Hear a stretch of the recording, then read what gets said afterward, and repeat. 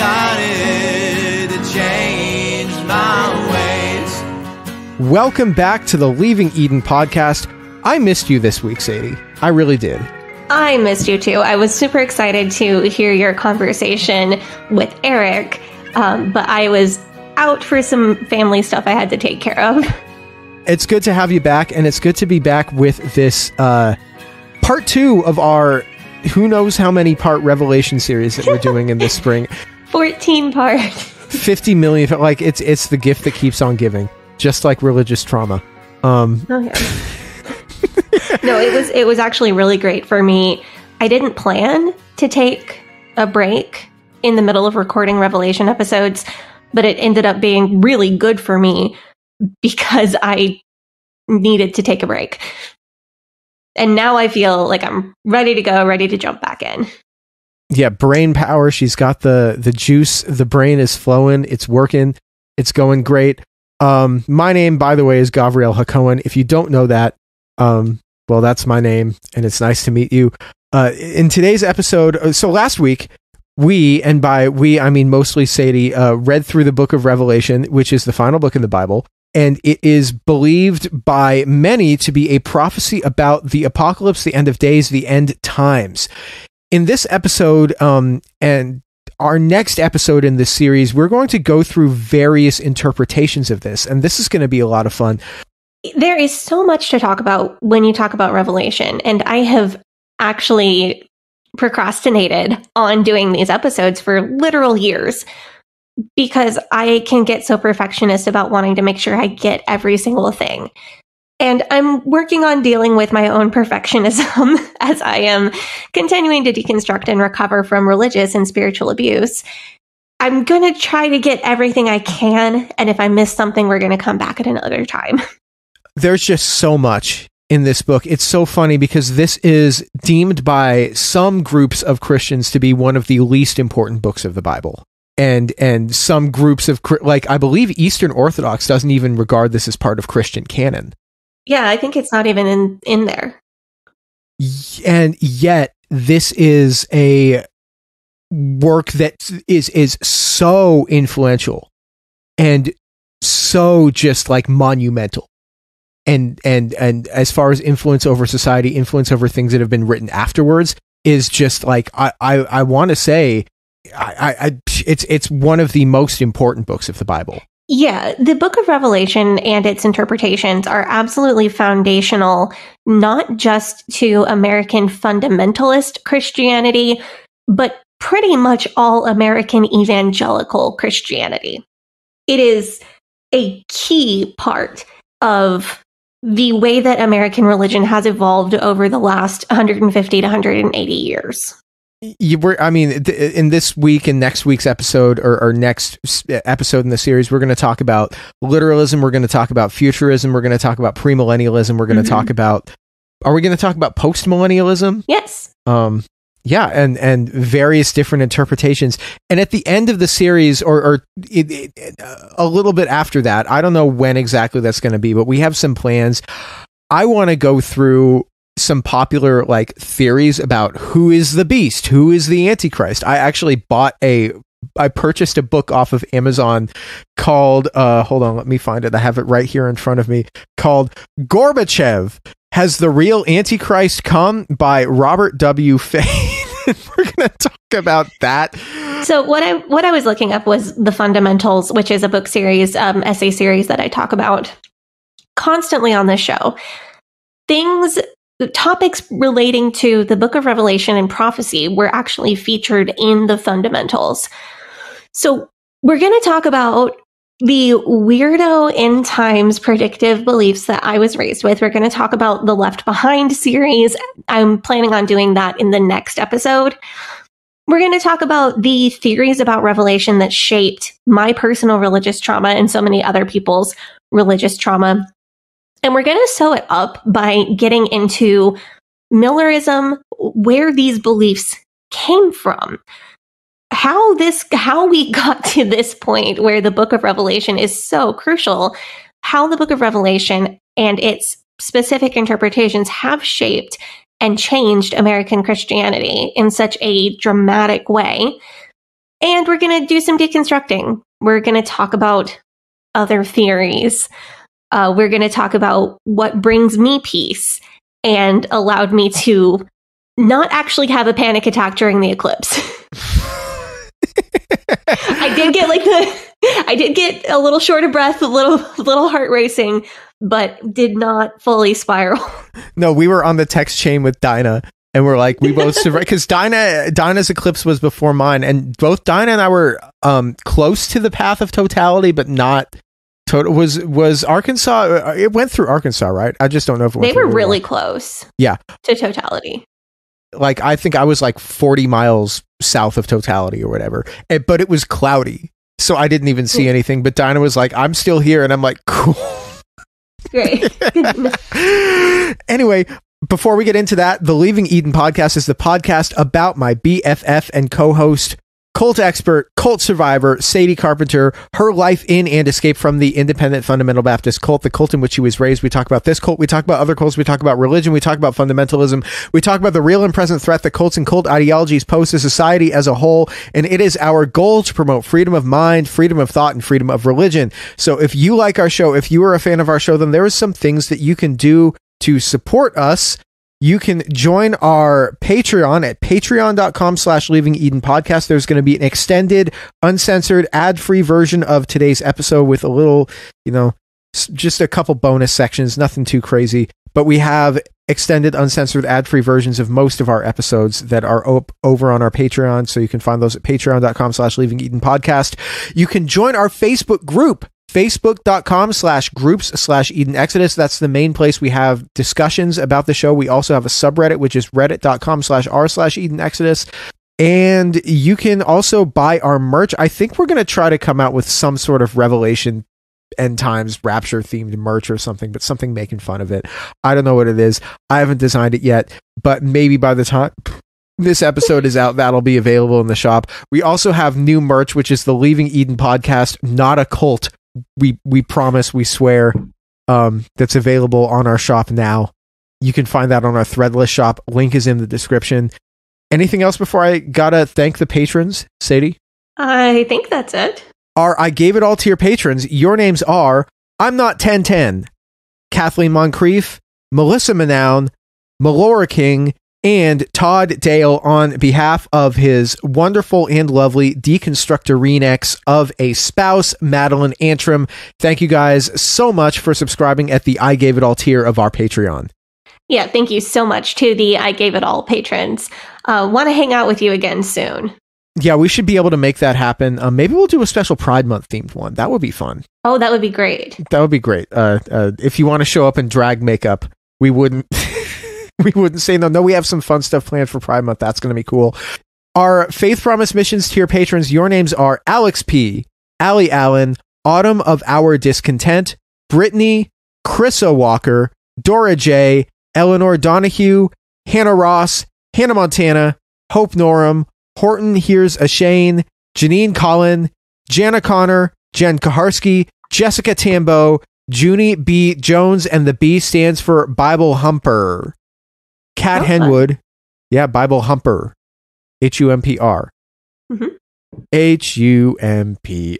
Humpr, dun dun dun dun dun. I can't do it. Yeah, Kat Henwood, Kay Turwee, Kristen Marie, Learned Vixen, Linda Morgan, Madeline Antrim, Madeline Cusick, Maddie the Seventh Day Badventist. I like that one. Nice. Badventist. Bad. Also, welcome, Maddie. Welcome to our Patreon.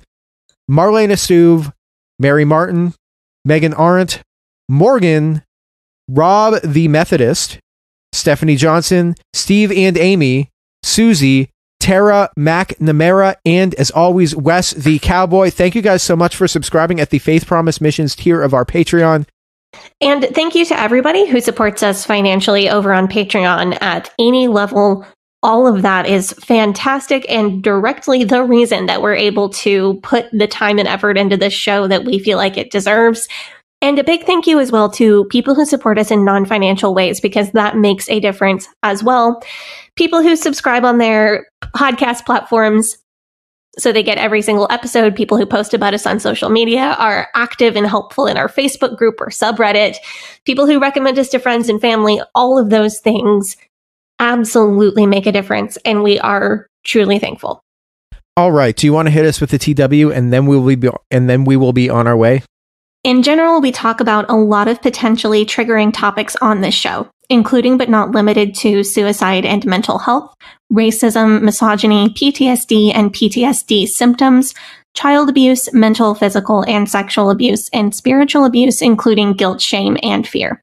In most episodes, we'll mention at least a few of these topics. We try to avoid graphic detail unless it's relevant to the story that we're telling. And we do our best to give the audience a heads up if we do feel like we need to go into detail on any of these topics or anything else that we know can be triggering to listeners. This episode and the further episodes in this series are about the book of Revelation, end times prophecies, the rapture, all of that sort of thing. On this first episode, we're going to be sticking pretty close to what the text says without doing a lot of interpretation. In future episodes, we're going to discuss the IFB interpretation, and then we're going to do some deconstructing the book of Revelation, which I'm really looking forward to. The whole episode will be about Rapture, Revelation, and end times, and there will be some gory details, just what is in the text on this particular episode.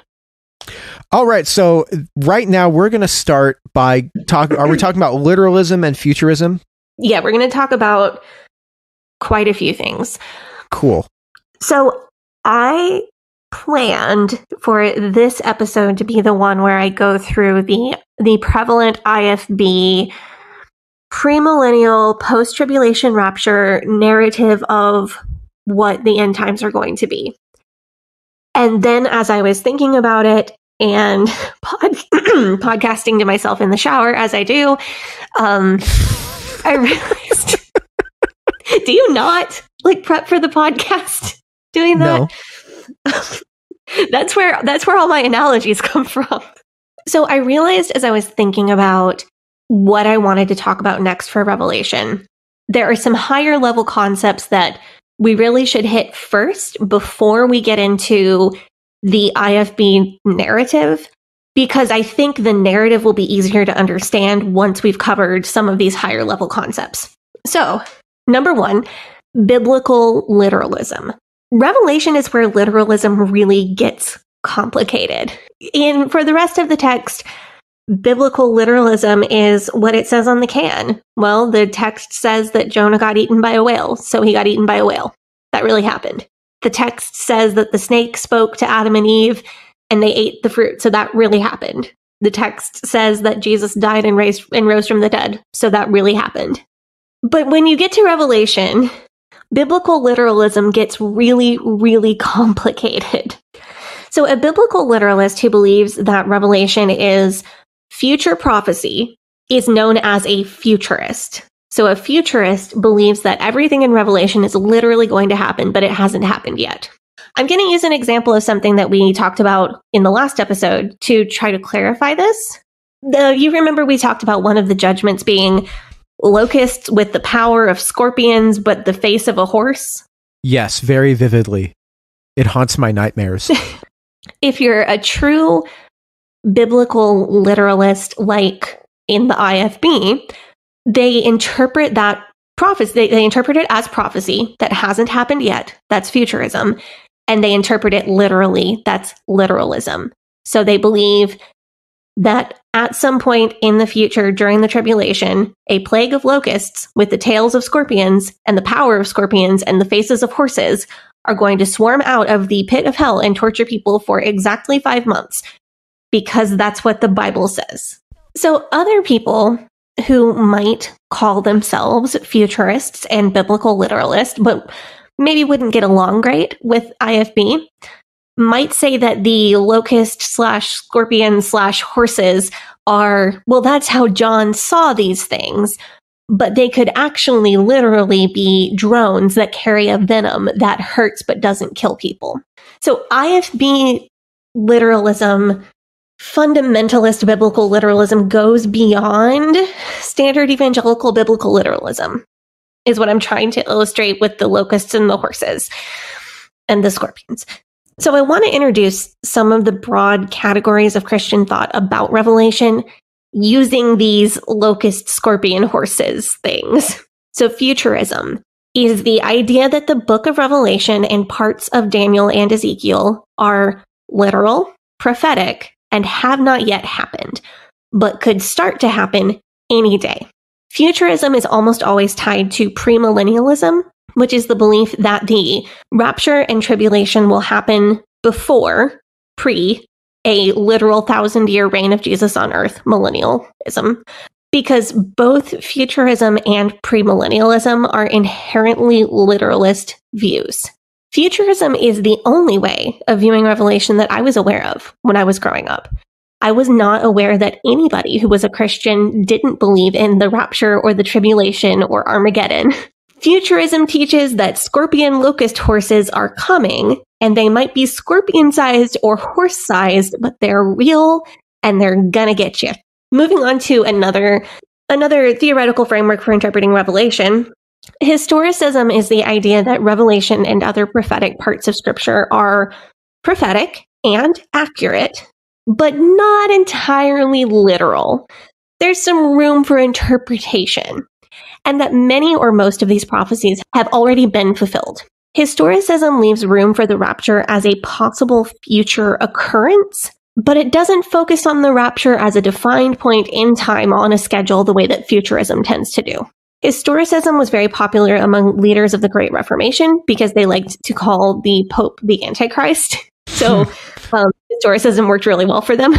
Historicism would teach that scorpion locust horses, well, that probably refers to that one really bad summer that we had 300 years ago in 1232, where all the crops got eaten, and then we had a really bad winter and a bunch of people starved, because the Bible said that the sound of the scorpion locust horses were scary, and people in 1232 definitely passed down stories about being scared of the sounds of the bugs eating the crops, and that's probably what was being prophesied. So historicism is like, yeah, it was prophecy, but most of it, maybe even all of it has already been fulfilled.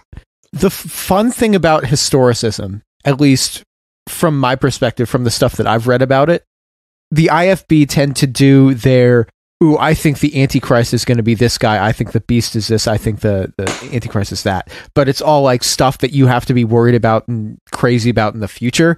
If you're into historicism, then you can just go back and look at historical events and say, could this have been the Antichrist? And so it kind of fulfills that same, like, scratchy, like, I want to figure out the mystery itch in your brain, but you don't have to have the whole religious anxiety about, am I going to get eaten by scorpion horses?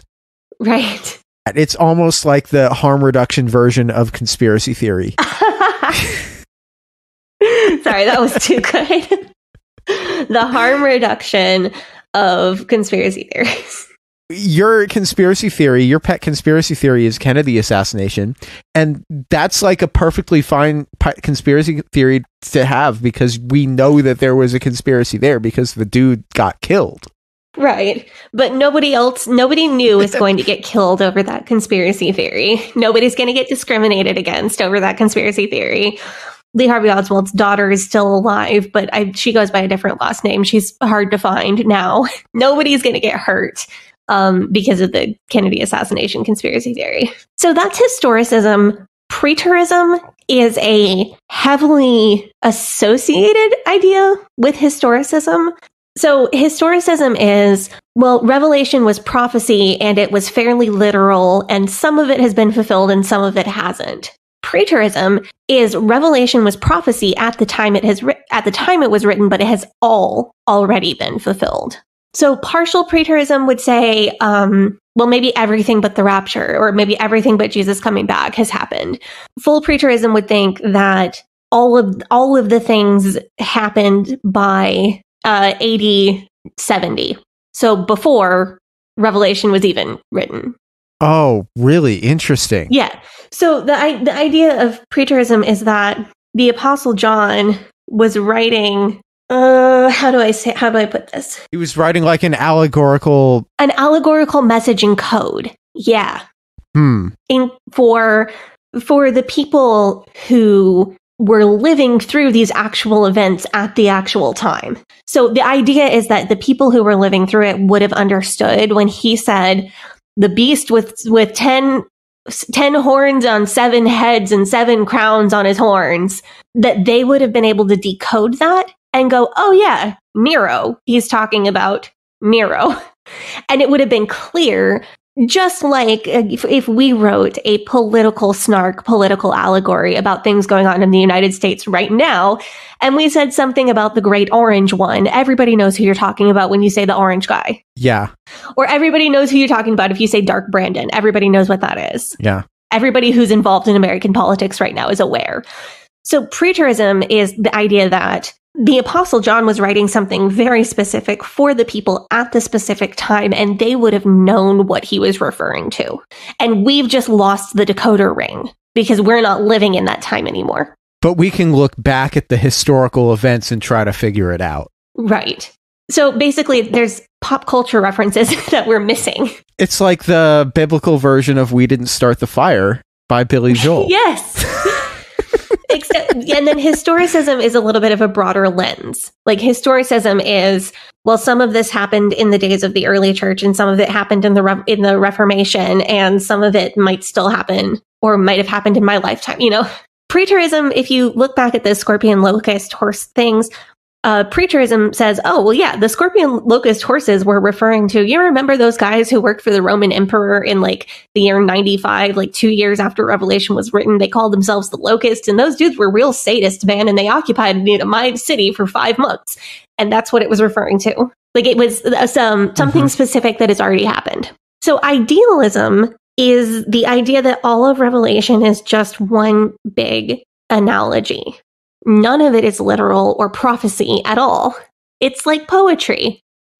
And it's more of an epic poem about the concept that there will be a great battle between good and evil throughout the ages, but God and the side of good are going to conquer in the end, and we will all live happily ever after with Jesus. So it's like John the Revelator wrote the Lord of the Rings trilogy. Yeah. Idealism is often associated with amillennialism, because amillennialism does not point to the millennium as a rigid, exact prophetic thing either, but as an idea or an allegory.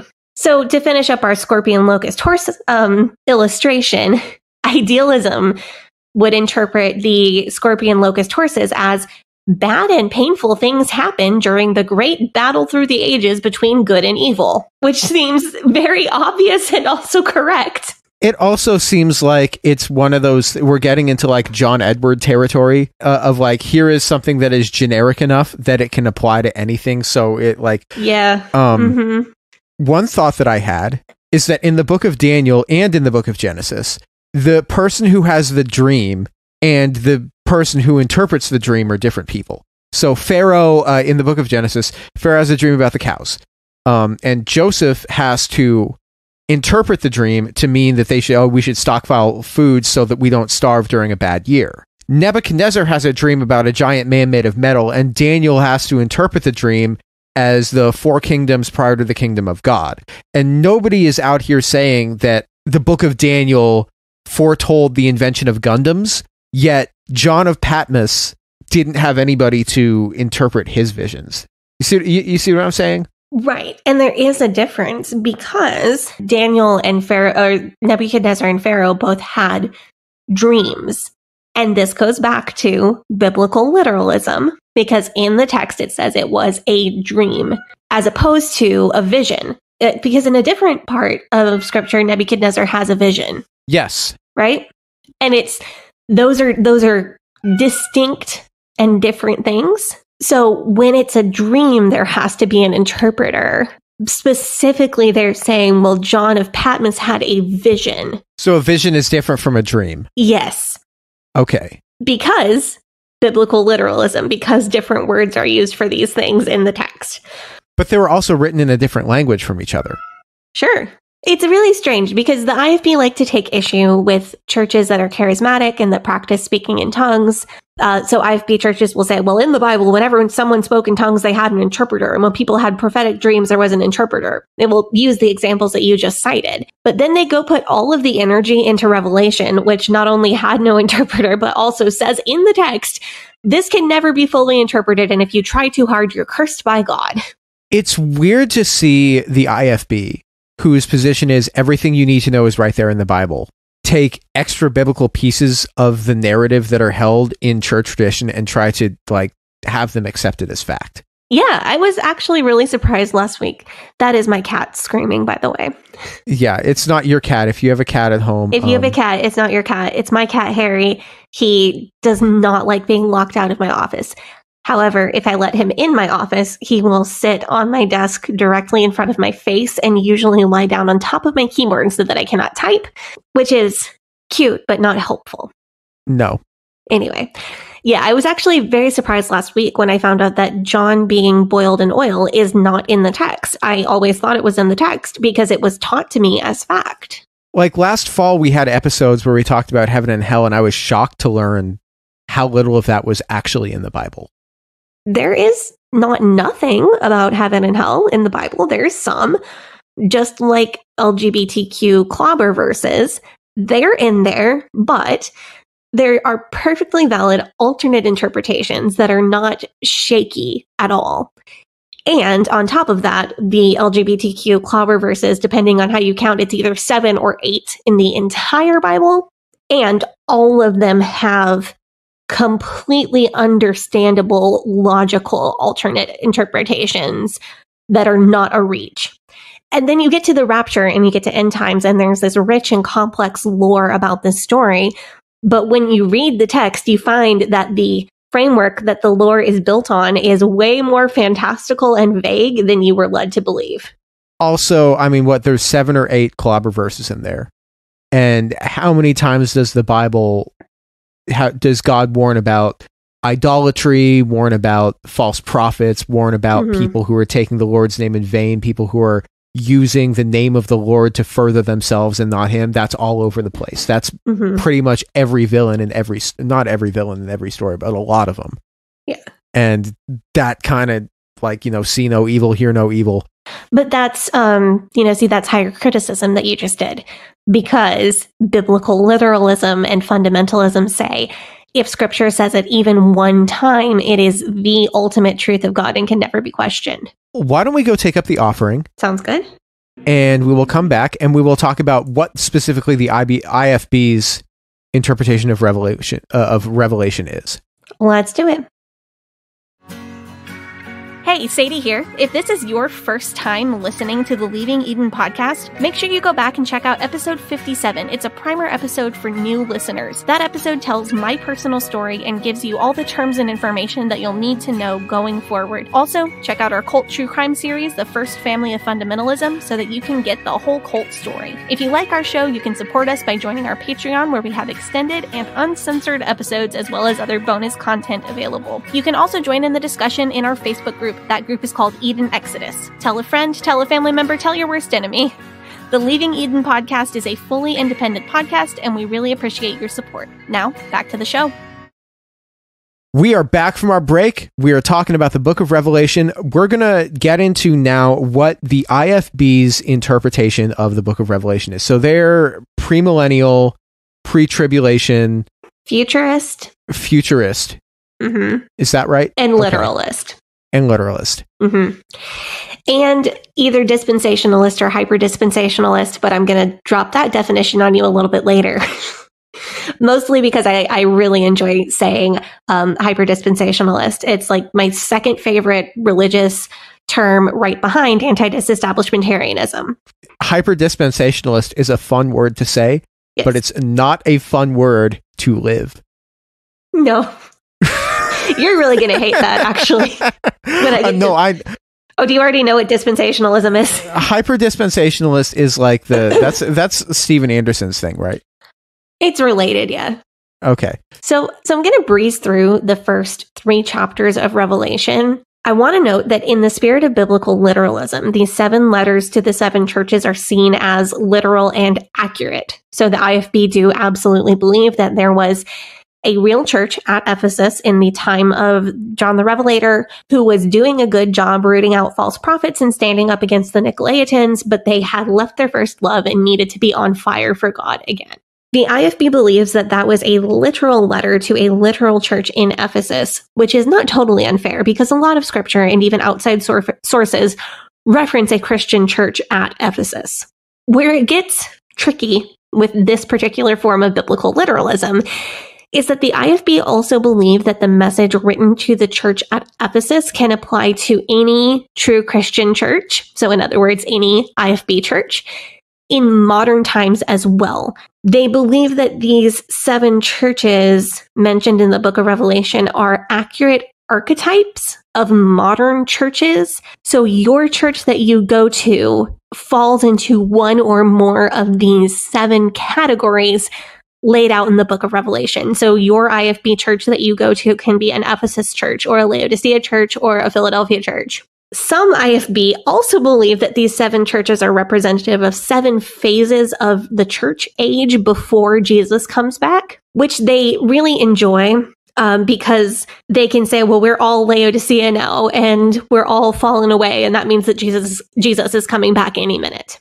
I'm reminded of when we talked about Proverbs 31. Yep. That there were some ideas that are a good thing to do, and then they get interpreted as, oh, now this is a requirement. And that's something I've talked about pretty extensively because the IFB believe, let's see, in the story of Moses and the Exodus, God tells Moses to go to Pharaoh and say, let my people go, right? Yes.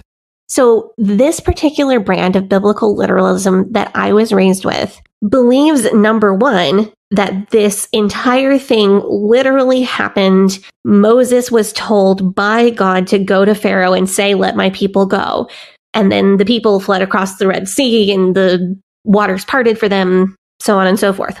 The IFB version of biblical literalism also entails a belief that if go to Pharaoh and tell him, let my people go, was a commandment from God to Moses, it is also potentially a commandment from God to you, the reader. It's connected to their beliefs about biblical literalism and their beliefs about the Bible being a living text that is applicable to the people it was originally written about and for, but equally applicable to you as a Christian in 1995 or 2005 or 2024. Well, on one hand, I think that it can be kind of crazy to think that.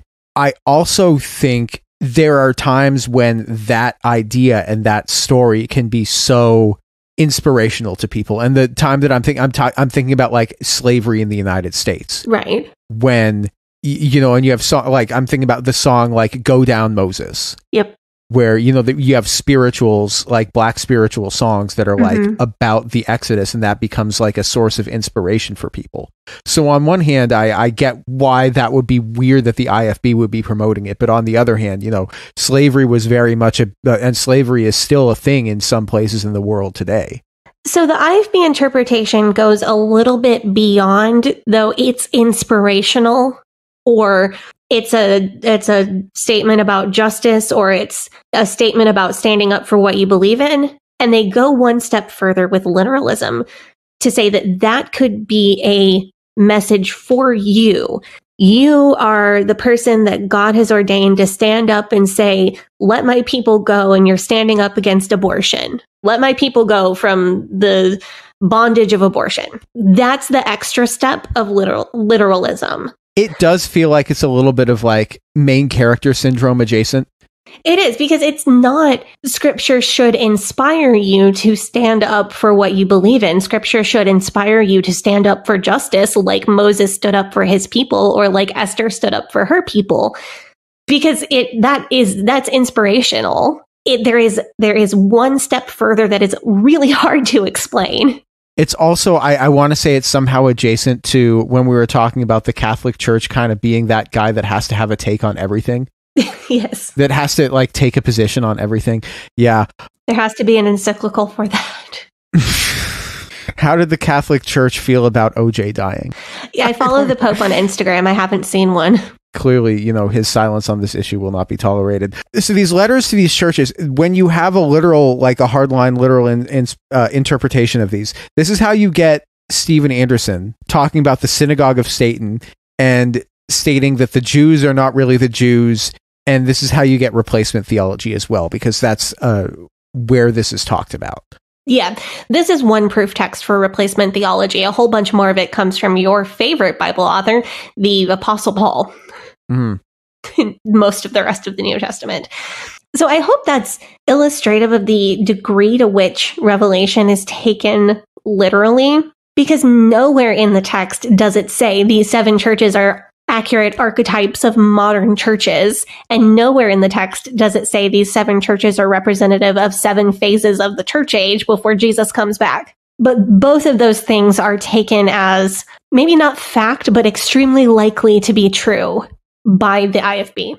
And also the number 7 appears so many times in the book of Revelation. You have the 7 trumpets, you have the 7 bowl judgments, you have the 7 seals, then you have these 7 churches.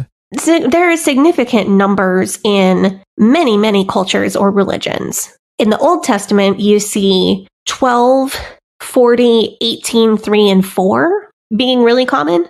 And in the New Testament, you see 12, 3, 4, and 7 being really common, more common. Although 40 does still appear. There are significant numbers in many, many different cultures and religions, and there's some overlap of those significant numbers throughout the world. I don't know if the IFB interpretation is that it is meant to mean something. And we talked a little bit about this in the Bible Code episode. So that's what I have to say about the letters to the churches. Let's jump into Revelation chapter 4. Chapter 4 starts with John being told, "Come up hither, and I will show thee things which must be hereafter." As far as I know, all pre-tribulation rapture people interpret this particular verse to be about the rapture. They believe that John is symbolically experiencing what the saved on earth will experience at the time of the rapture. So it's not a come here a minute, check this out. That's what I think it is. It's more like, hey, come here a minute, check this out, bro. You're going to see a TV show about the future. So I thought I heard you getting ready to ask, like, where else is the rapture in the Bible? Well, we talked about that last week, that it's in Thessalonians. Right. And only one reference is absolutely explicit. Jesus is going to suck us all up into heaven. It's vaguely mentioned in these other texts that there is no indication that John had read because of the whole being exiled thing. If you're a fundamentalist, it being in the Bible one time is plenty. If you're not a fundamentalist or a biblical literalist, it gets a lot more complicated. In Revelation chapter 4, after John is brought up into heaven, the writer gives a very vivid description of heaven and the throne of God, the angels and the creatures and the elders that surround the throne. The IFB tend to believe that all of these specific numbers and precious stones that are referenced and imagery are all symbolic and all prophetic. To play devil's advocate for this, though, in Nebuchadnezzar's vision, there were 4 different metals that made up the robot. And all of those 4 different metals represented a different kingdom or a different empire. And so the idea that each of those precious stones would represent something different, it makes sense within genre if we're talking about apocalyptic literature. Sure. So there is fair reason to think that all of these things would symbolize something. I think it's important to point out that the descriptions of the living creatures around the throne are lifted from Ezekiel, which is a prophetic passage that even the IFB does not want to touch with a 10-foot pole because it is too confusing. The wheels and the smoke and the eyes and the fire, all that stuff. The best IFB interpretation that I've heard for that one is that it's a prophecy about jet planes, or possibly 9/11.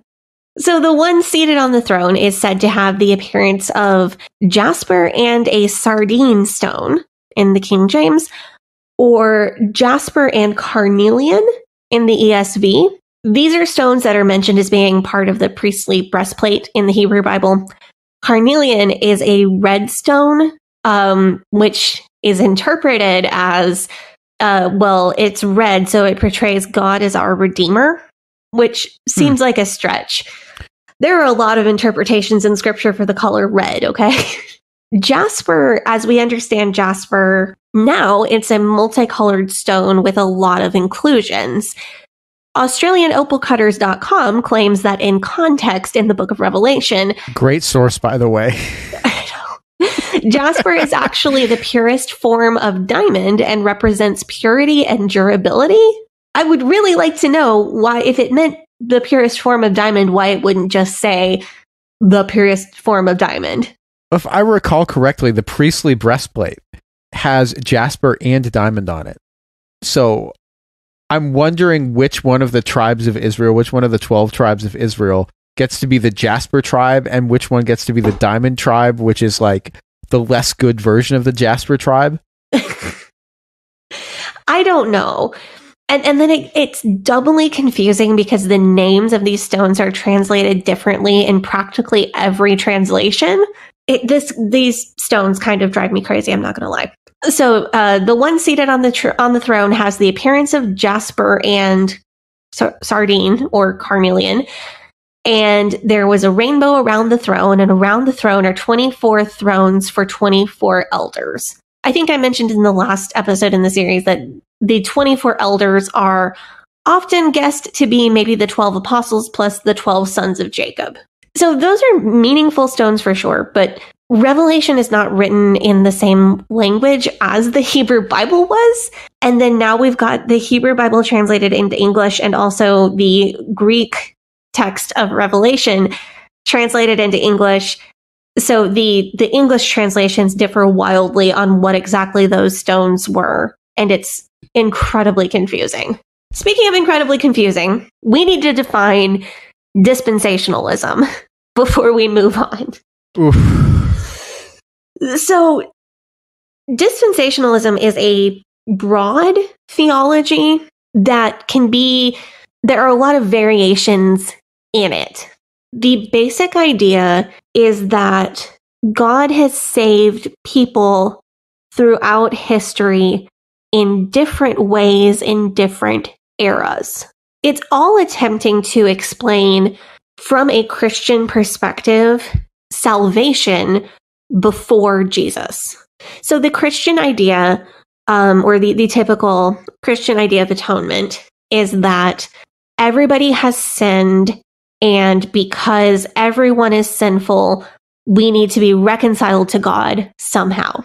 Now, that some Christians believe that we are reconciled to God by Jesus' death. Some believe that we are reconciled to God by Jesus' death and resurrection. Others believe that we are reconciled to God by Jesus' example, by Jesus' sacrifice, by his blood, by the resurrection only, by our own baptism. There are a lot of different Christian ideas of how specifically that reconciliation, what makes the connection between Jesus and God and us, and reconciliation and taking our sins away. Doesn't that point towards a slightly more universalist view of salvation than if you were looking at it just like, either like a say the magic words, right, or a 1, 2, 3, repeat after me? So this is the IFB. The IFB uses dispensational theology as the workaround for the 1, 2, 3, repeat after me, because they believe that that is how you get saved in the modern era. But obviously there was no soul winner with a King James Version New Testament to walk up to Abraham and say, well, Abraham, say this prayer with me, and then Jesus will save you. And Abraham would have said, who's Jesus? no, thank you. So they can't have Abraham going to hell, obviously. But they also can't have Abraham saying the sinner's prayer and 1, 2, 3, repeat after me and going to heaven. So they have to figure something else out. And this is dispensationalism. It attempts to explain the different ways that God made that connection of grace and reconciliation through different times. What I was taught in the IFB was, I think, only 2 dispensations. Some people believe in up to 7 dispensations, up to 7 eras in God's grace. The way that I was taught it was very simple. It was before Jesus and after Jesus. and that before Jesus, people who were faithful to God's laws and did their best would go to Abraham's bosom, which I was telling you about in the heaven and hell episode. They would be kept there until Jesus died and paid the price for their sins. And then they would be taken to heaven once that price was paid and they were able to enter heaven. So before Jesus, it was works-based salvation. But not because it was Jesus still. But it was works-based. But not because they were waiting for Jesus to die. This is a little confusing, but okay. It's confusing to me too.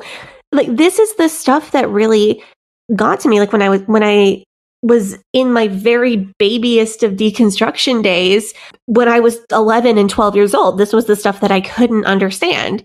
Because why are you saved through the law before Jesus if you can't be saved through the law after Jesus?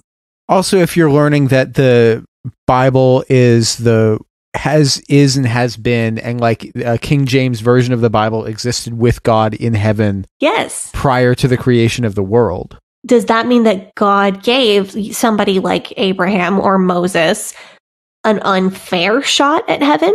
Or you could look at it and say that he gave Abraham and Moses a better than fair shot of heaven because they were, I mean, it's like moral relative. It's the historical. Yes, it's very relativistic and confusing as all heck.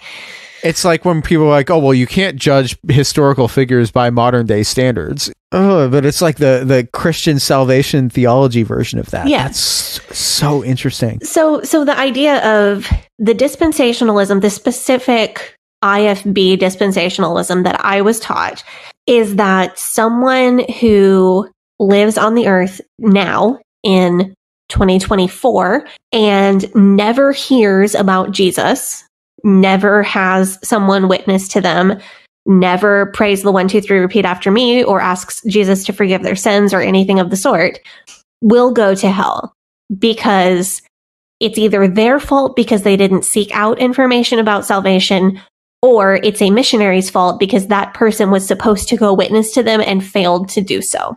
However, somebody like Moses or Abraham, who never heard the name of Jesus and never had a chance to hear about Jesus because Jesus wasn't born yet, can still go to heaven and be redeemed by Jesus because they were faithful to the law. However, somebody now in 2024 who is faithful to the law of God but does not approach Jesus and request salvation still can't go to heaven. So to me, it seemed unfair. Okay, so Abraham never heard the name of Jesus, but he gets to go to heaven. But somebody in 2024 who never hears the name of Jesus doesn't have a better chance than Abraham and doesn't get to go to heaven. How is that fair? And the person who would be tortured for eternity is the person who never heard, but also the person who is in heaven who thought, man, I should have been a missionary and gone and saved that guy. Right. And the person who's in heaven who should have been a missionary and gone and witnessed to that guy gets to suffer for a limited amount of time in heaven. And then God wipes away all the tears from his eyes, and he cannot remember anymore that it is his fault that someone is suffering forever in an eternal lake of fire. But the guy who never had a chance suffers forever in an eternal lake of fire. But Abraham gets to just waltz into heaven. I mean, he is the father of a great nation, so. I mean, sure. Yeah. But he didn't accept Jesus either. That's true. Abraham never did accept Jesus, unless, of course, you believe that he accepted Jesus in the 3 days between when Jesus went down and got the key to hell and busted everybody out. Yeah, had the jailbreak. I remember that. That one broke my brain. That one broke my brain when you told me that. I mean, dispensationalism kind of broke my brain. So I was taught this maybe more mild version of dispensationalism, where people were saved one way before Jesus, one way after Jesus.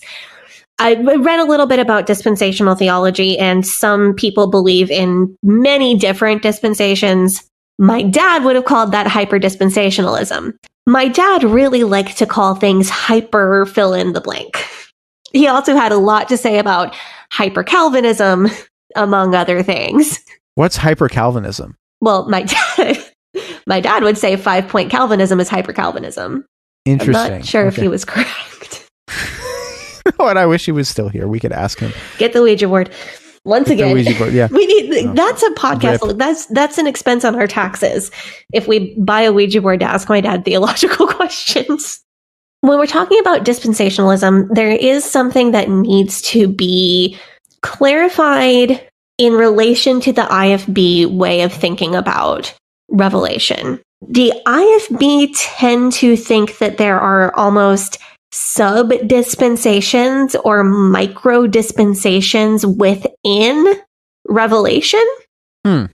There's a verse in the scripture about when, after the tribulation, people who already knew, after the rapture, people who already knew about Jesus, people who already knew about salvation and chose not to accept Jesus before the rapture. So like me? Yes. God will harden their hearts and make it impossible for them to get saved. And we actually saw this in A Thief in the Night. Remember when she ran to the church and the pastor was in the church and he was like trying to pray and get saved, but he couldn't? Yes. That's what that was. So there is this like running out of grace for anybody who knew about salvation previous to the rapture, but did not accept Jesus previous to the rapture. So people who didn't have a chance previous to the rapture get the next 7 years or until they die in the tribulation to get a second chance to accept Jesus. But those who already knew do not. I do think this is related to dispensationalism because it is almost seen as a micro dispensation within only for the time of the tribulation. But I wanted to make sure it came up because this is one of the most terrifying things to me personally. This is like my rapture trauma pain point, because if the rapture comes and I don't go up, that means I knew about Jesus but didn't accept him somehow. And that means I am not able to reverse that and get saved. So I'm doomed forever. For me, this feels like it is connected in some way to Calvinism because you have the idea of limited atonement. There is only enough atonement for the people. Or no, because a limited atonement would be like if you're on a cell phone plan that has minutes. Right. Whereas this is more like unlimited atonement in that like you're on an unlimited plan, but like once the plan expires, you can't use it. Yeah, you're on an unlimited plan and your mom grounded you, so she went on the computer and cut your phone off. Right. Okay. So this is unlimited atonement. Yeah. It's still unlimited atonement. It's just God's done with you. I think that's extremely traumatic. To tell people that there is potentially a point at which God is done with you. This is something that comes up over and over again in IFB sermons. It's if you run from God enough, or if you make God mad enough, there is a point where God's grace for you runs out and God will stop trying to save you and stop trying to help you. And I think this causes insecure attachment in relationships. Maybe I sound crazy. Because if God is the Father who is supposed to love you unconditionally, but can just decide to be done with you one day. And then even if you want to come back to God, God will not allow you to, because God will remove the Holy Spirit from you and not allow you to come back. And that could be a up as little as, oh, I broke dress code. Or it could be like, oh, well, this person was an awful person all their life, but God came into their lives and saved them because he needed to use them for something. But you grew up in this. Mm-hmm. And so you had all this information. So you have to be held to a higher standard. Right. So you better not break dress code. You better not wear heels that are, 1 inch too tall. Your skirt goes an inch above the knee because you had a growth spurt. You shouldn't have turned 14. Yeah. Yeah. And it is, I think the insidious part is that when we're talking about this like micro dispensationalism of the rapture, there is a defined point at which God's grace runs out for somebody. But when we talk about this in the broader sense of like God can be done with you, God's grace can run out, you never know where the line is. So this is portraying a God who has really poor boundaries. A healthy boundary that you set with a friend, a partner, a parent, whoever, is clear I need you not to do this, because if you do this, I will remove myself from that situation. It is a healthy boundary is clear, it's understandable, and it's specific. And this is portraying a God with extremely unhealthy boundaries, because you know that there is a boundary somewhere at which point God will be done with you and remove himself from the conversation. But you don't know where that point is. You don't know what the specific thing that's going to put it over the line is. And if it ever happens and you go over the line, you're not going to know that God has removed himself from you. So all of us have horrible boundaries in relationships and have to learn that, because that is the model that was set for us. Well, it also kind of reminds me of one of the issues that I have with legalism, whether it be like, a religious system of legalism, or like a system of social rules and that kind of legalism, or, ideological legalism or whatever, is that the people who there is grace for, it always seems like there's grace for, if you've got the juice, if you've got that like kind of X factor that people gravitate towards. I guess in this case, if you're somebody who is very clearly blessed by the Lord to have a great flock, and then there's going to be kind of infinite grace for you. And if you mess up, then, you stumbled, but God has redeemed you. Whereas if you're one of the little people, if you don't have that kind of ganache, is it ganache or panache? Panache. Panache. Okay. I don't know. I like ganache better. That's a frosting. That's why I like it better. But if you don't have that kind of clout, then no matter how good you are and no matter how hard you work to embody those standards, you're never going to get the love that you deserve. You're going to be like, I guess, one of the kids on Succession, and you're never going to get the call up to the big leagues. Do you want to go take up our next break, and then we'll come back? Yeah, for sure. I feel like I may have to come back around to dispensationalism later, but I think it's pretty essential to understand before we get into what the IFB actually think happened during the tribulation. So let's go take up the offering, and I have a couple more things to cover before we get into that. We are back from our break once again.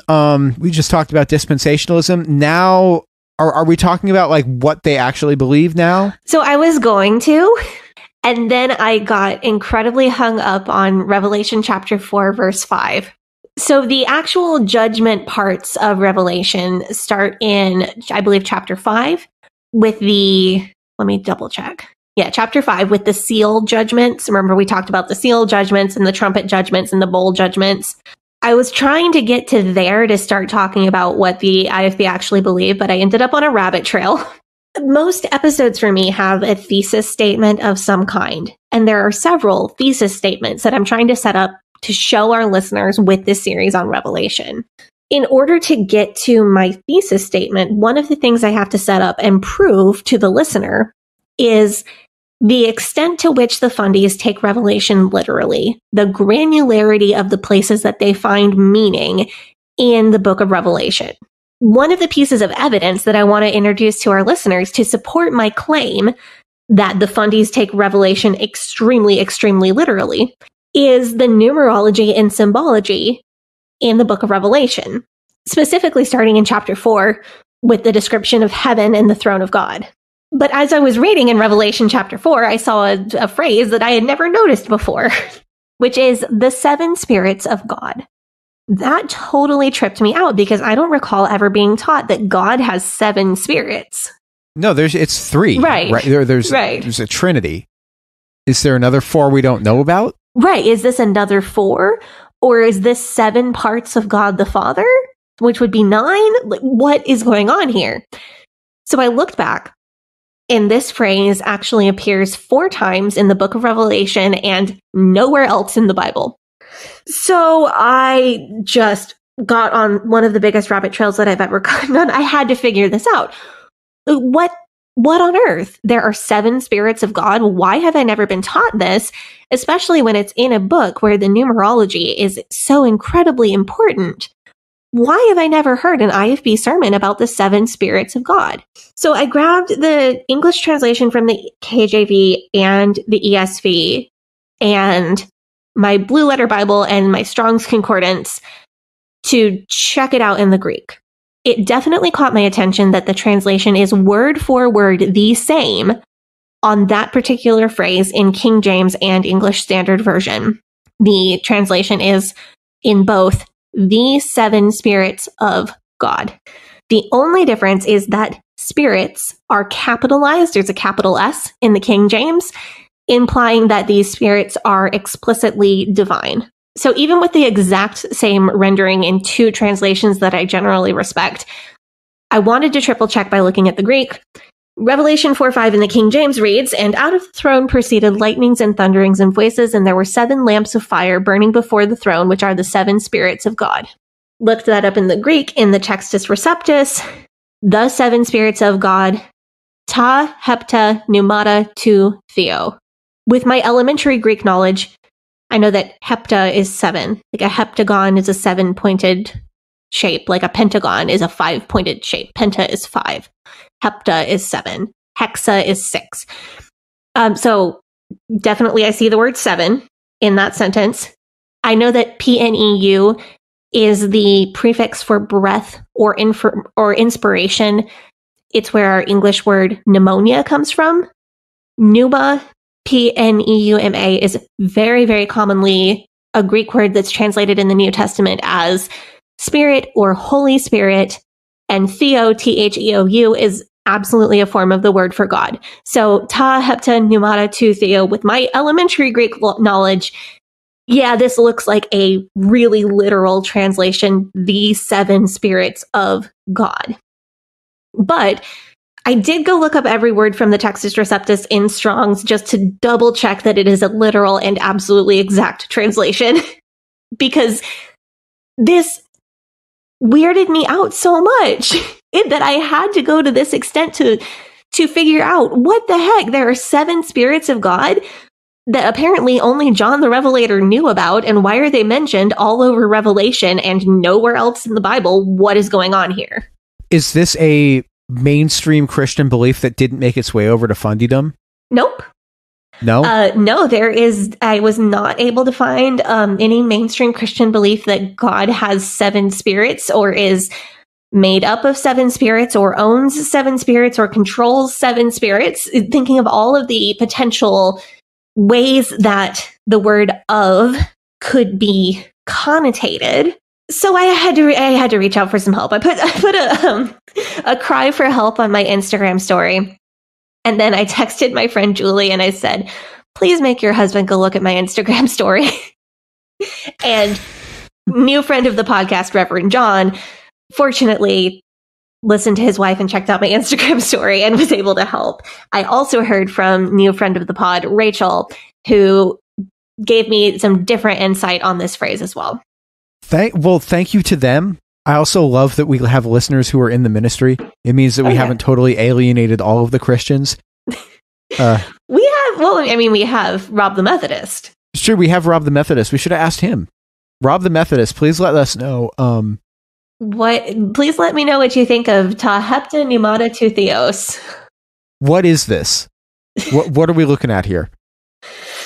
So, a lot of mainstream Christian scholars tend to think that this is a reference to Isaiah chapter 11. So reading Isaiah chapter 11, verse 1 and 2, and there shall come forth a rod out of the stem of Jesse, and a branch shall grow out of his roots, and the Spirit of the Lord shall rest upon him, the Spirit of wisdom and understanding, the Spirit of counsel and might, the Spirit of knowledge and of the fear of the Lord. Christians tend to take this passage as messianic prophecy and specifically about Jesus. And they associate these powers that are given by the Spirit of the Lord, so wisdom and understanding and counsel and might and knowledge and the fear of the Lord, as the 7 spirits mentioned in Revelation. So more like 7 manifestations of the Spirit of God, just like the fruit of the Spirit is love, joy, peace, long-suffering, temperance, goodness, faith, meekness. Wait a minute. I missed one. Anyway, I'm not backing up for this right now. I haven't had that much coffee. So it's not 7 identities or 7 spirits like 7 ghosts or 7 Holy Ghost. It's 7 manifestations of the Spirit of God. Sort of like how the Catholics have, here are the sacraments. Right. Are there 7 sacraments? Yeah. Yeah, so there's 7 sacraments, and of course, not everybody can experience every sacrament, but like these are the 7 ways in which humans experience God's grace on earth. Right. The only way you can get all 7 is if you are a married, ordained deacon. There is a loophole to be married and ordained, but that's it. Christians tend to take this as like, oh, these are 7 manifestations of the Spirit of the Lord that were on Jesus as the Messiah. Surprise, surprise. Jewish scholars don't predominantly read this as a messianic text. Who could have guessed? Surprise, surprise. Christians really like to get into the imagery in the rest of Isaiah chapter 11. The lion will lie down with the lamb. Everything is going to be perfect and great. They interpret this as a prophecy about when Jesus rules the earth one day after the rapture, after the tribulation, the millennium, and the second coming. Like after all of that is over, when Jesus rules the earth after the end of the world, everything will be peaceful and great. The more common Jewish position is that this is not a passage about a particular Messiah person who is one guy who will come at one particular time. It's more about the spirit of power. So the Jewish position might sound more like, this spirit of power and wisdom and understanding and counsel and might comes from God, and it blesses our heroes like Joshua or Hezekiah or David or whoever. The other takeaway that I got from my review of the book of Daniel is that Christians have their Messiah, and that once you have your Messiah, then you tend to read him into any earlier text that is explicitly prophetic. And honestly, and having read through the book of Daniel, I don't really and maybe this is a little bit blasphemy for me to say this, but I don't really blame Christians that much for reading Jesus into that. Oh, you know I thought you meant it was going to be you did blasphemy for the other team. Wow, that was new. If you're like, oh, our Messiah is come, and then you go back and you read the book of Daniel, and you're going to be obviously like, well, he's all over this book, right? It's clear as day, right? And it does also come to the significance of certain biblical locations, such as King David being from Bethlehem, and then Jesus being born in Bethlehem. Yeah, and I mean, it is kind of confirmation bias. Right, it is. It's confirmation bias. But that being said, we all do confirmation bias. It's like just a part of cognitive thought that humans have. That's part of being a person. Yeah, it's how we learned not to eat. Did you know that it's because of evolution? It's how we learned not to eat poisonous things and not die? Really? Yeah. Huh. So anyway, you're absolutely right, though. Christians will find Jesus in anything prophetic, any prophetic thing, but also we will find Jesus in things that weren't necessarily meant to be prophetic, such as there's a Psalm 34. He keeps all his bones, not one of them is broken. Like, that's a messianic prophecy, because when Jesus was crucified, his legs weren't broken. Or from Psalm 69, they gave me poison for food, and for my thirst, they gave me sour wine to drink. When Jesus was crucified, they gave him vinegar to drink on a sponge instead of water. Oh yeah, Psalm 22. My God, why have you forsaken me? Why are you so far from saving me from the words of my groaning? All who see me mock me. They make mouths at me. They wag their heads. That is seen as a prophecy about the crucifixion, because Jesus quotes that psalm during the process of being crucified. Eli, Eli, lama sabachthani. My God, why have you forsaken me? Sorry, that was an info dump. But yeah, the Christians will find Jesus anywhere. As we do get a bit more fringe, and it seems as the Christians get a bit more fringe, I get the feeling that like mainstream Christianity has gotten the prophetic ribeye and flank steak out of the books of like Daniel and Isaiah. and now the IFB are to the point where they're like boiling Samuel to make prophecy bone broth. Yeah.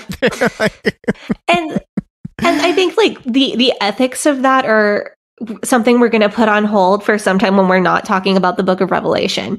The connection between the 7 spirits of God in the book of Revelation and that passage in the book of Isaiah was made very early in church history. We know it was around by the 3rd or 4th century. So that explanation for what on earth are the 7 spirits of God is very, very old. But that doesn't necessarily mean it's correct. Reverend John offered his dad's interpretation. The passage in Isaiah is saying someone has the Spirit of the Lord, kind of like you might say someone has the spirit of 1776. You don't mean that they are messianically embodying or channeling the spirit of George Washington or that they are possessed by the ghost of George Washington. If you say someone has the spirit of 1776, you mean that they are patriotic and bold. Right? Like an idiom. Right. So that was Reverend John's and his dad's offering to this discussion. Well, thank you, Reverend John, and thank you, Reverend John's dad. Yeah. So as far as who or what the 7 spirits of God actually are, it kind of nobody knows. Rachel, who is also clergy who wrote in, thinks it's more of a let this mind be in you, which is also in Christ Jesus sort of thing. It's not God has 7 Holy Spirits, or there are 7 literal spirits. It's more like you might say the 7 positive attributes of God.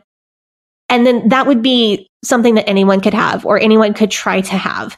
Just like anybody can try to have the fruits of the Holy Spirit, love, joy, peace, long-suffering, etc. Or you could have any of the Proverbs 31 qualities. Yeah, okay. Yeah, you can have any quality of the Proverbs 31 woman, and you can attempt to gain more qualities as you grow. All 3 of those, so those 2 Christian interpretations actually line up generally well with the predominant Jewish interpretation of the passage in Isaiah. So probably not 7 literal spirits, probably a, like, try to be good sort of thing. Although, knowing what we know, I don't doubt that somebody in the IFB is going to listen to this episode and say, we need to figure out what the 7 spirits of God are. And then go back and read through the entire Bible and try to figure out what the 7 spirits of God are, and then preach a whole sermon, and then now that's going to be part of IFB doctrine. It could happen. If you don't accept that these are the 7 spirits of God, then we're disfellowshipping you, and we're not going to give money to any of your missionaries anymore. And right, and I feel like you're really grasping without me even having to tell you why this got under my skin so badly and why I spent all of this extra time reading into this one verse in Revelation. Right, because like if they parse every word. Right. So moving on through chapter 4, there are 4 living creatures. One is like a lion, one is like an ox, one has the face of a man, and one is like an eagle in flight. And I've heard very specific interpretations for how these are representative of the 4 gospels and different attributes of Jesus. There's an interpretation for the precious stones in this chapter and the other chapters. There's an interpretation for the exact number of elders. Even some fundamentalists will use the chapter and verse number. Like this is chapter 11, verse 7, and that means such and so because 7 is the number of God and 11 is the number of such and so. As we talked about in a little bit in biblical numerology. So you'll go to that extent, but you will just pass over the 7 spirits of God, which is an exact literal translation in English from the Greek, the 7 spirits of God. You just don't want to deal with that, so you just don't interpret that? Like, that made me mad. And they have one for the stones too, all the precious stones and all the like. So if I was going to try to construct a theory based on this, but so the ox, would I try to just be like, okay, well the ox symbolizes hard work, or the ox is a beast, or would I be looking through previous books of the Bible to try to find examples of oxen in context? Or would I be trying to find contemporaneous writing to determine the importance of like oxen to this society to determine what that could mean? Or no, if you try to find contemporaneous writing to determine what oxen mean in that society, you're doing higher criticism. You can't do that. Okay, but like previous in the Bible is okay. Right, that's fine. That's still biblical literalism. So the idea of the 4 living creatures, Matthew portrays Jesus as a man because it has accounts of his lineage and his conception. Mark portrays Jesus as a king, which is analogous to the lion. Luke portrays Jesus as an ox because of the focus on redemption, because the ox was a sacrificial animal in the Hebrew Bible. And John portrays Jesus as an eagle because John represents his divine nature. And elsewhere, Jesus is a lamb and he's also a shepherd. Right. And also the rose of Sharon and the lily of the valley and the bright and morning star, but not Lucifer. Not that one, the other one. This is like the most studied book in the history of the world. So there's a metaphor, like if there's a metaphor for Jesus, it's going to be like in there. If there's a metaphor for something, somebody's been turned that into a metaphor for Jesus. I don't know, somebody's probably dug it out by now. It's been like 2,000 years since it was written. People have scraped the entire bottom of the barrel on what, except for the 7 spirits of God for whatever reason. I don't know. So when we come back with our next episode in the series, we're going to jump into the events of the tribulation, and that will start with Revelation chapter 5 and the seal judgments. So I have a distinct memory of a year and a half ago, we talked about David Koresh in the branch, or was that 2 years ago? I don't know. We talked about David Koresh in the Branch Davidians. He claimed that the world was currently in the end times and that they were at the point of the 5th seal being opened. Mm-hmm. So people that are mid-tribulation rapture or post-tribulation rapture believers could absolutely believe that. The 5th seal is the black horse and rider that has scales in his hand. It's often interpreted to mean a great famine. So even when we all couldn't get enough toilet paper because of COVID, some people probably thought that that was the 5th seal. So a famine could be like a literal famine, or a famine could be something famine-like, or just like a shortage. Sure. If you're non-IFB, and if you're not that biblical literalist, but you believe in the rapture and the tribulation, if you're IFB and hardline biblical literalist, it absolutely has to be a great famine. The only wiggle room you have is, does it have to be a worldwide famine, or can it just be in one region, or how severe the famine has to be? But that's not much of a problem if you're looking at like if you're looking for the actual signs, because like pretty much all the time there's going to be a famine somewhere in the world because of either like war or environmental conditions or economic conditions somewhere, or like bad fiscal policy on the part of a government. There's going to be like there's always going to be a famine somewhere. Yes. So I'm going to quickly talk about the Olivet Discourse. The Olivet Discourse is something that we will come back to in this series. It's a passage that is recorded in both Matthew and Mark, where Jesus is telling his followers about the end times. He is making highly specific prophecy about the end times. Jesus he prophesies that the second temple in Jerusalem will be destroyed, which happened roughly 40 years after Jesus died. And he also talks about his eventual return. Jesus says, the temple will be destroyed. There will be wars and rumors of wars. There will be famines, pestilence, earthquakes, false prophets. People will be martyred. And then there will be great tribulation. The sun will go dark. The stars will fall. And then Jesus will appear in the clouds and gather his chosen to be with him. That would be a great time to mention that there was a solar eclipse a week ago. TW for Rapture Anxiety. There's a lot of, what are we recording this on the 15th of April? Wars and rumors of wars. A lot of stuff going on. Who knows? Yeah, my dude. Yikes. Ooh. Yeah. TW for Rapture Anxiety. Also, when we're talking about the stars falling, they came out with a Quiet on Set documentary. They had the raid on Diddy's house. You hear about that one? Everyone's getting implicated in that one. Also, Donald Trump started criminal trial today. So wars and rumors of war and all the stars fall. So, whatever you want, take your pick. Right. Like, I was fine until like this morning with the new rumors of wars. I was fine through the eclipse. That one didn't get me that bad. So, but you were saying there's always a famine somewhere in the world. There is always war or rumor of war somewhere in the world. There are always earthquakes somewhere on Earth. Even the eclipse, as it's so amazingly used by Mark Twain in the novel A Connecticut Yankee in King Arthur's Court, is something that could freak people out and make them think that the sun had gone dark. And that is something that happens with regularity on our planet. it was we didn't start the fire, right? That's what I'm thinking about, is that like there's always something bad going on, and it's literally constantly been going on. I looked this up when we were doing this episode. I looked up, has there ever been a time when no one has been at war? No, and surely not. It said literally there has been no time throughout history when nobody has been at war. There's literally constantly been a war going on somewhere at some time for all of recorded human history. Yeah, that's what humans do, unfortunately. So it's kind of like they're kind of John Edwarding it here. What is that? The psychic who's like, who kind of does the cold readings, and he You see, you should have said Teresa Caputo, because I would have known that one. That one too.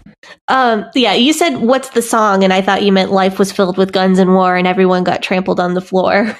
Just saying, every time there's a solar eclipse, people freak out. I remember the one in 2017 when Donald Trump looked up into the sun without the glasses on, and it was like I was close to the one in 2017. It was fun. It is an awe-inspiring thing, and for people who just watched the most recent one, will get that it's emotional. It makes you feel something. It feels very significant because it feels so unusual.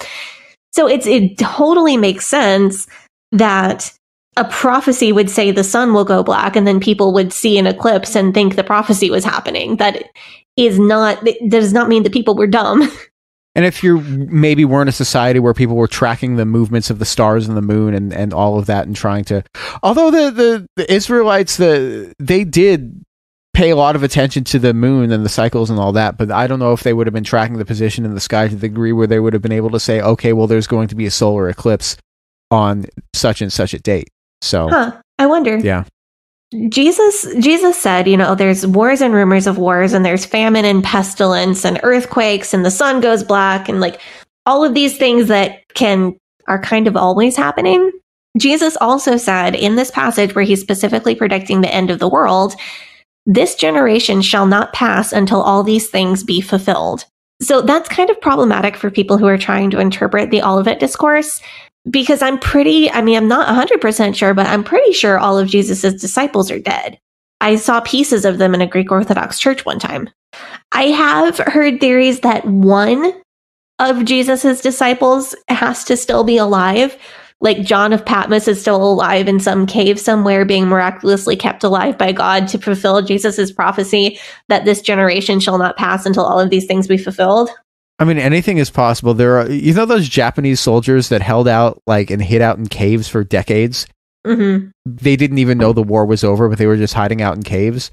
I'm going to come back to this, but I read the Olivet Discourse, and did y'all know that it is actually super post-tribulation rapture oriented? No, I didn't. Dude, this kind of broke my brain. I'm going to come back and talk about this later. So we're going to set the stage for the sealed judgments, because we're going to get into the sealed judgments on the next episode. Pre-tribulation people think that all of the people who were saved before the rapture are called up into heaven to witness these events. Mid-tribulation or post-tribulation rapture people believe that all the Christians are still stuck down there in this mess, and they will have to wait for either the 3.5-year point in the middle of the tribulation or the end of the 7-year tribulation to be raptured. But in pre-tribulation thinking, which is what I was taught, the rapture occurs and chaos reigns on earth for the first few days and weeks after that.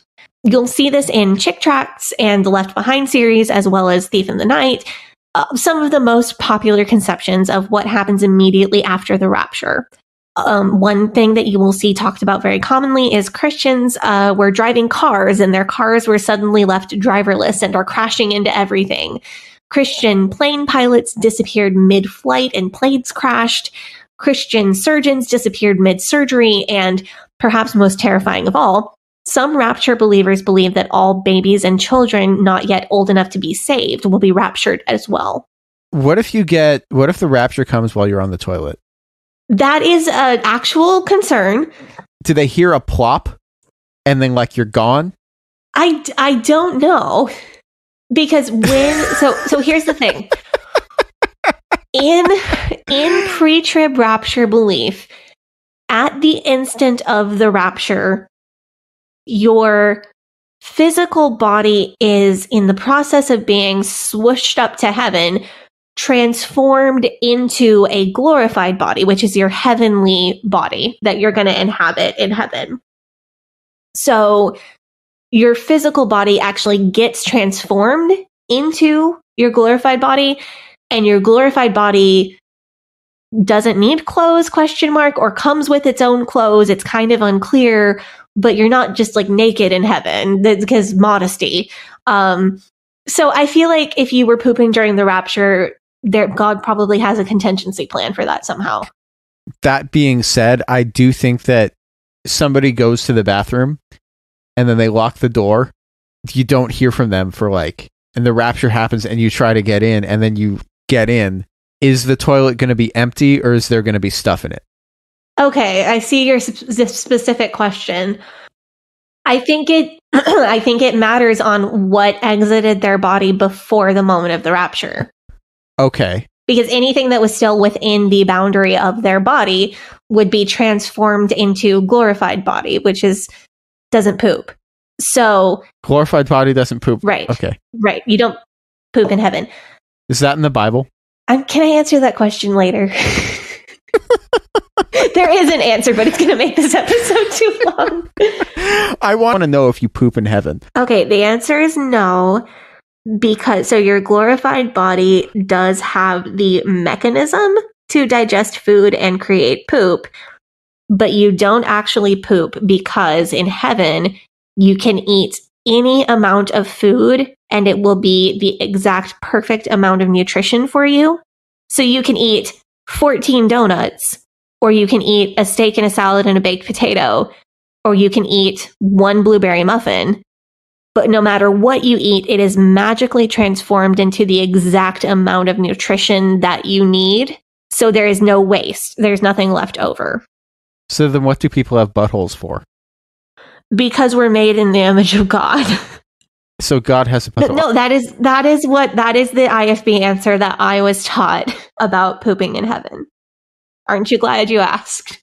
So, I mean, I suppose that if you're trying to not have to deal with this issue, then you could go into the bathroom and then you could say the rapture will come while I'm pooping, and look in the mirror and say the rapture will come while I'm pooping, and then sit down and...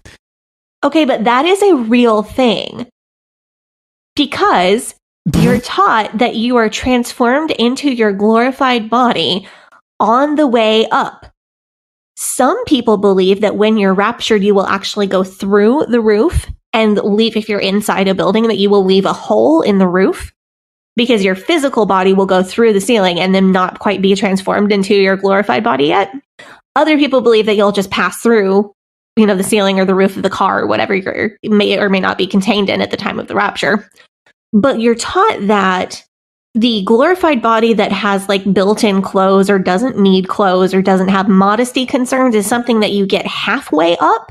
So if you happen to get raptured while you're in a state of immodesty, you could potentially be immodest for a small amount of time before you switch over to your glorified body. And this is this is why I have OCD. I am not kidding. That is also not a joke. I have clinical OCD. Because I would get dressed under a blanket as a kid because I didn't want to get raptured in the middle of changing clothes. Because I was concerned about accidentally being immodest in the air, getting raptured. On your way up to heaven? Yes. That's what... Because you were that ashamed of your body, because modesty is pushed on you from the time you're a tiny child, that even though it wouldn't be a sin because you're on your way up to heaven and you're going into your glorified body, to be immodest for a fraction of a second during the rapture, thinking of that is so incredibly shameful that it makes you sick and you cannot handle it, and you have to develop compulsions so that you can deal with the idea that the rapture could happen while you're trying to get dressed. Yeah. Like this is why we all go to therapy. It is like, oh, this is a silly question, but also, dear Lord, don't rapture me, I'm pooping, is for real. Yeah, and then you get worried, like, I wonder if the rapture will ever come, because maybe everybody is praying for the rapture not to come while they're pooping, and if God is answering everybody's prayers, because nobody can predict the rapture, so if everybody, every time they poop, is like, the rapture is going to come right now so that it won't come while you're pooping, then are we actually preventing the rapture from ever happening? And is God up there like really frustrated? Like, can you people stop pooping for a second so I can have the rapture? I think "Don't rapture me, I'm pooping" is going to be our t-shirt. That's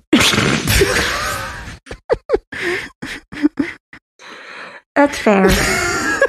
I'm sorry if anybody buys that shirt. I'm going to buy that shirt. Like, you're going to buy that shirt? Okay. But seriously, I think I have talked about this before. There are distinct differences between the experience of someone who joins the IFB as an adult and someone who is raised in it as a child. And people like my parents who joined as adults really missed how traumatic it can be when you were born into it and raised in it from birth. Because my parents were in their 20s when they joined the IFB.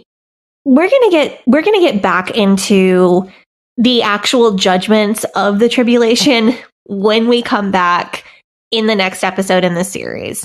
I wanted to lay out historicism, futurism, preterism, idealism, dispensationalism, the IFB thoughts about the rapture and the aftermath.